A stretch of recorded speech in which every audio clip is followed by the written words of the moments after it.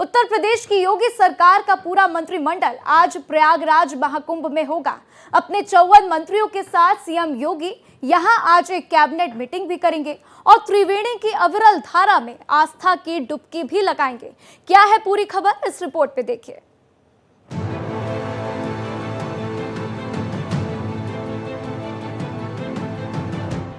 महाकुंभ में योगी मंत्रिमंडल।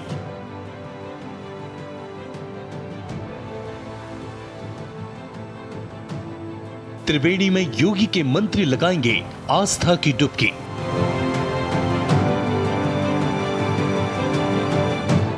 बोट के जरिए संगम तक जाएंगे सभी मंत्री।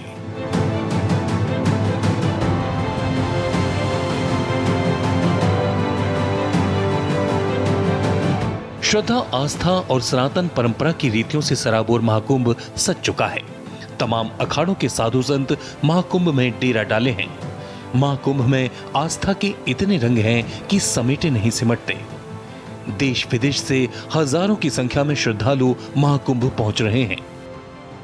संसार में सत्य और धर्म के लिए तप और तपस्या के बल पे अपनी प्रभुता और संप्रभुता और सुख प्रदान करने वाली माँ गंगा को प्रणाम करने के लिए आए। बहुत अच्छा लगा, बहुत सुंदर मनोरंजन है, भीड़ है। यहाँ का प्रशासन और यहाँ का जो मतलब व्यवस्था है बहुत ही सुंदर है। गंगा जमुना सरस्वती का जो संगम होता है तो संगम देखने का सौभाग्य प्राप्त हुआ। अभी जो है स्नान करके बहुत अच्छा लगा, मुझे गंगा मैया के दर्शन करके बहुत अच्छा लगा। आधिकारिक आंकड़ों के मुताबिक त्रिवेणी की अविरल पवित्र धारा में अब तक 9 करोड़ से ज्यादा श्रद्धालु आस्था की डुबकी लगा चुके हैं। और अब बारी आई है उत्तर प्रदेश के मुख्यमंत्री योगी आदित्यनाथ के मंत्रिमंडल की।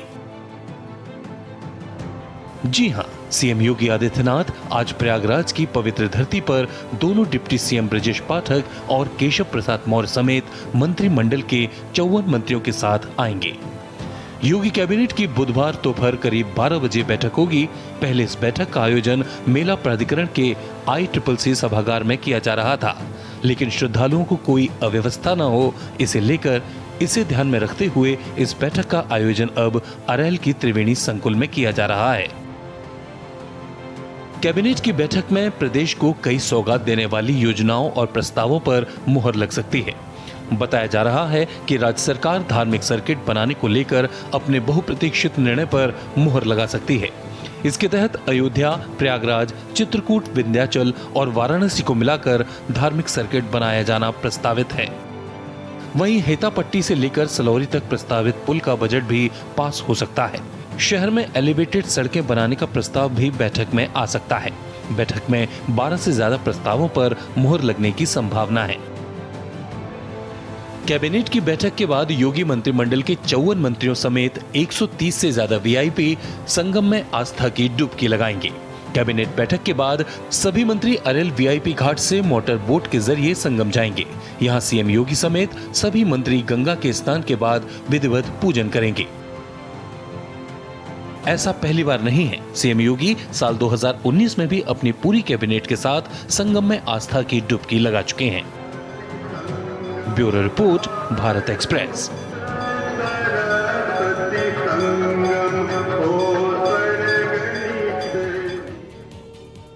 तो कैसी है महाकुंभ में योगी कैबिनेट की तैयारी और क्या होंगे बड़े फैसले, इस पर सबकी नजर है। तो चलिए अब आपको सुनाते हैं इस पर क्या कहना है यूपी के DGP प्रशांत कुमार का।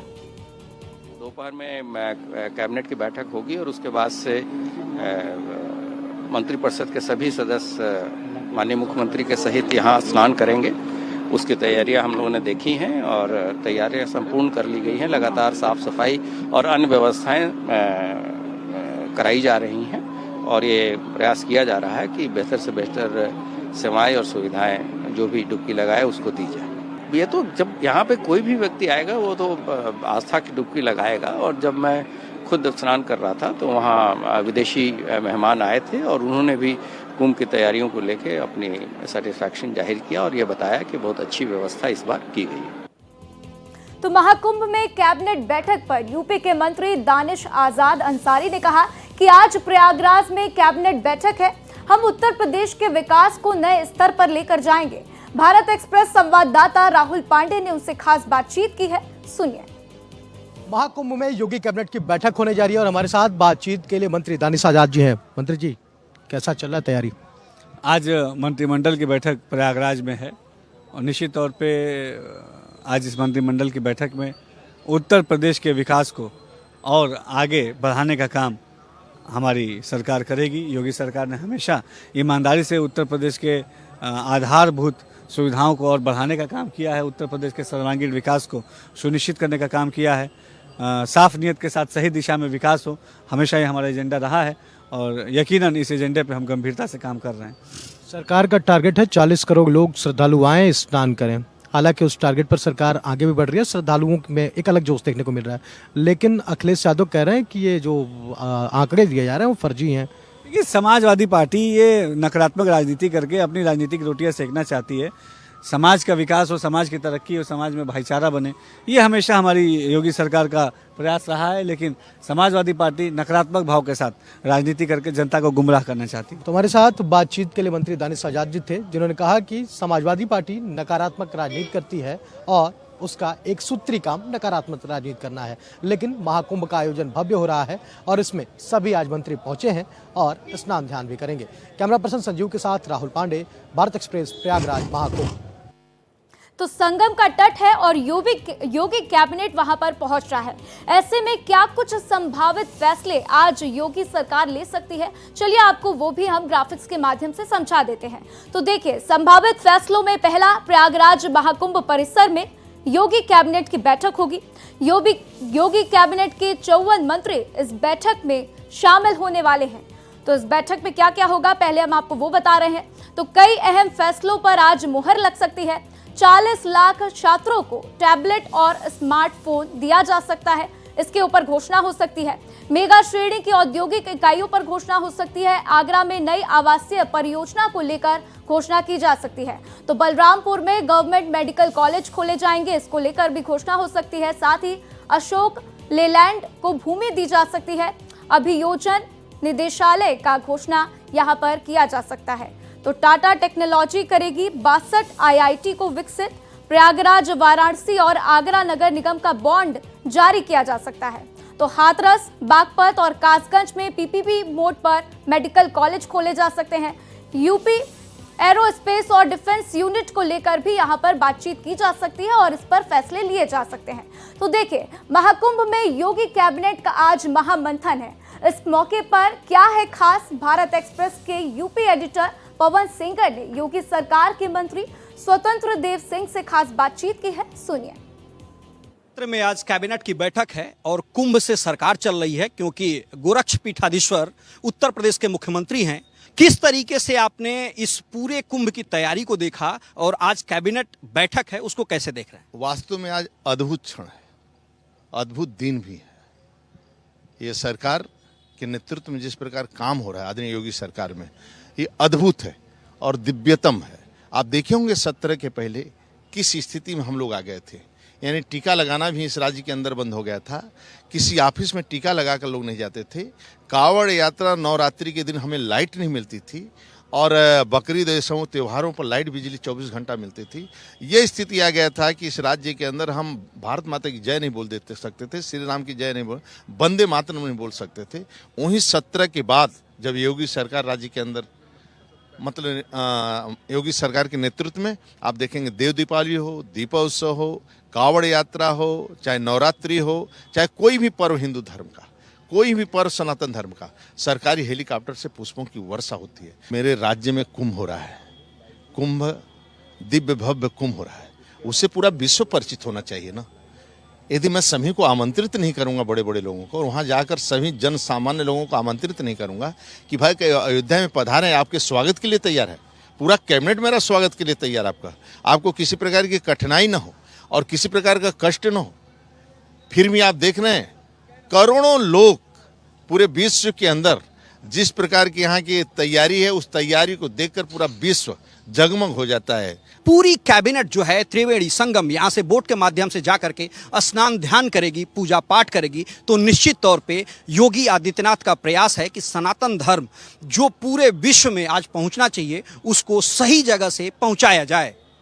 कैमरा पर्सन शैलेंद्र पाठक के साथ पवन सिंह सेंगर, प्रयागराज धाम, त्रिवेणी संकुल संगम।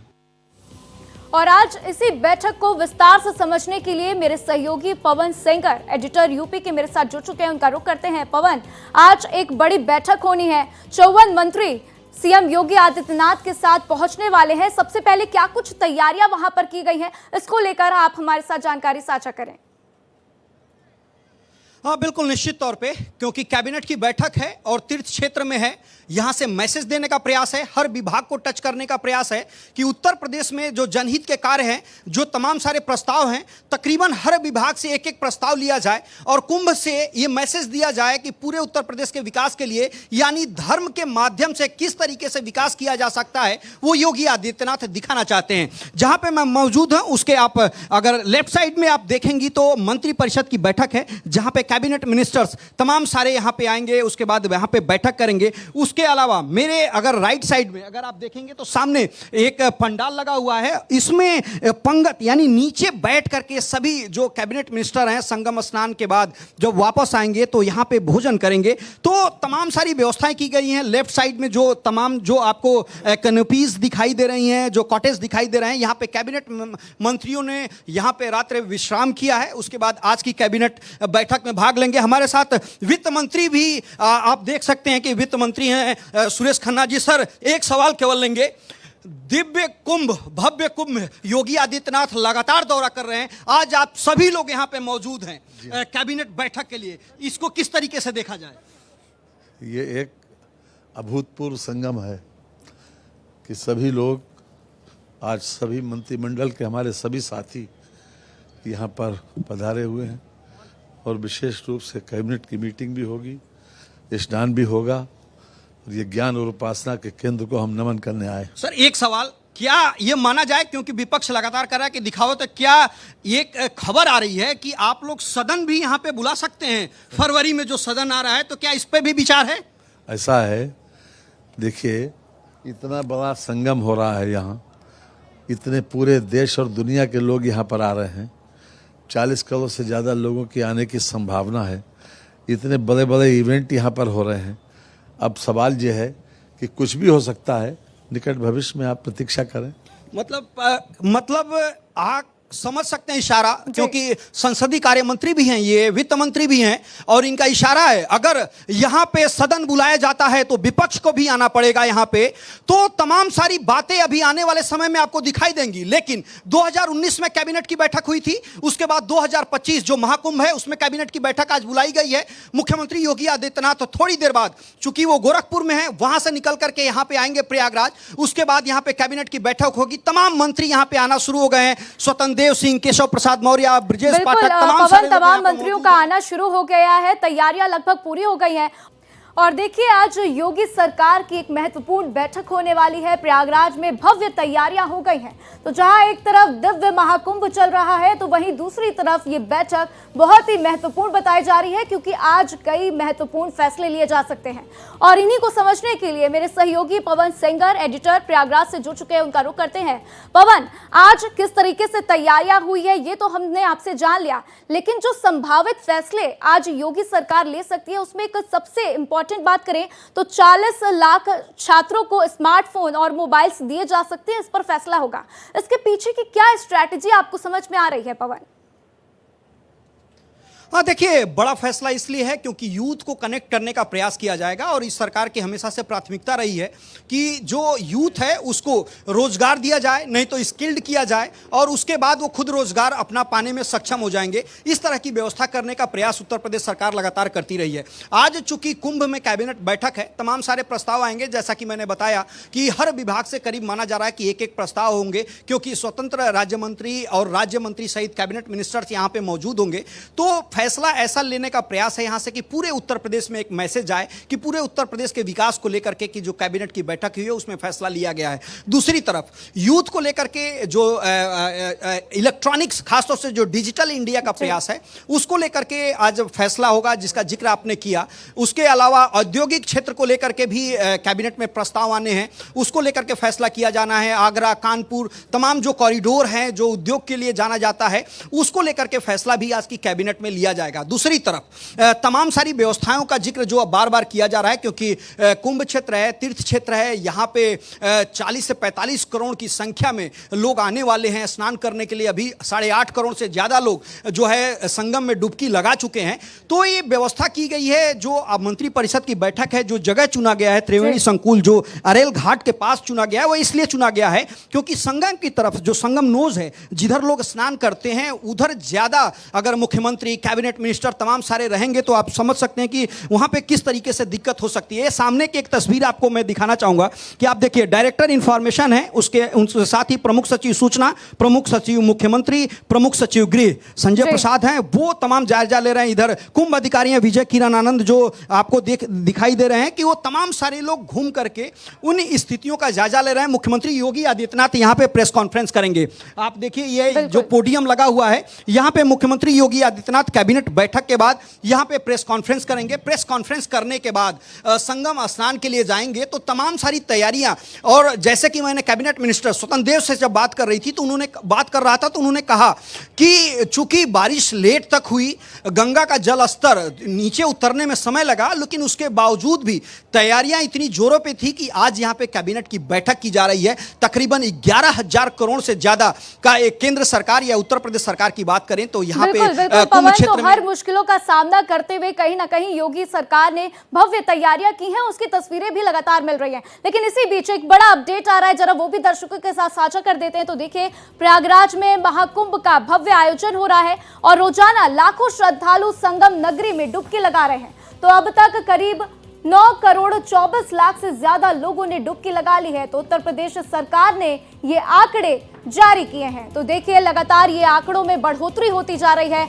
हर दिन ये आंकड़े बढ़ते जा रहे हैं। और अगर हम प्रयागराज की बात करें तो वहां पर देखा जा रहा है कि इस बार भव्य आयोजन में, भव्य महाकुंभ में ये आंकड़े जो है लगातार बढ़ते जा रहे हैं और भव्य तस्वीरें भी लगातार हमें वहां से मिलती रही हैं। और इसी के साथ भारत एक्सप्रेस भी लगातार आपके साथ वो तस्वीरें भी दिखाता रहा है जिसमें हमने देखा कि किस तरीके से लाखों की संख्या में, करोड़ों की संख्या में श्रद्धालु लोग आस्था की डुबकी लगा रहे हैं। तो हर रोज एक के बाद एक नए आंकड़े जारी किए जा रहे हैं और इन नए आंकड़ों में ये बात सामने आई है कि करीब 9 करोड़ 24 लाख लोगों ने अब तक आस्था की डुबकी लगा ली है। और ये भव्य तस्वीरें आपकी टीवी स्क्रीन पर आप देखिए, जिस तरीके से भव्य नज़ारा देखने को मिल रहा है, ये तस्वीरें अपने आप ही बयां कर रही हैं कि किस तरीके से महाकुंभ का भव्य आयोजन किया गया है और सुरक्षा के कड़े इंतजाम भी वहां पर किए गए हैं।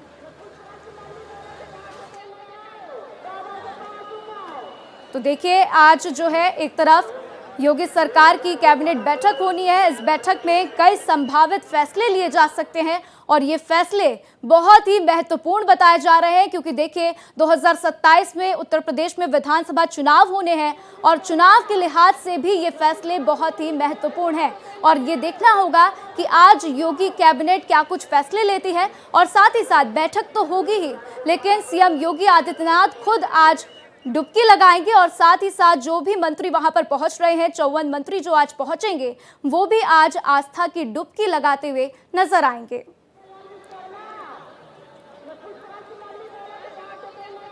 तो ये तस्वीरें महाकुंभ की भव्य तस्वीरें, संगम घाट की ये तस्वीरें, जिसमें आप देखिए कि किस तरीके से भव्य नज़ारा देखने को मिल रहा है और साथ ही ये खास तस्वीरें आपकी टीवी स्क्रीन पर। तो चलिए, मेरे सहयोगी पवन मेरे साथ लगातार बने हुए हैं, एक के बाद एक अपडेट दे रहे हैं, उनके पास चलते हैं और उनसे जानते हैं कि और आगे क्या कुछ हो सकता है।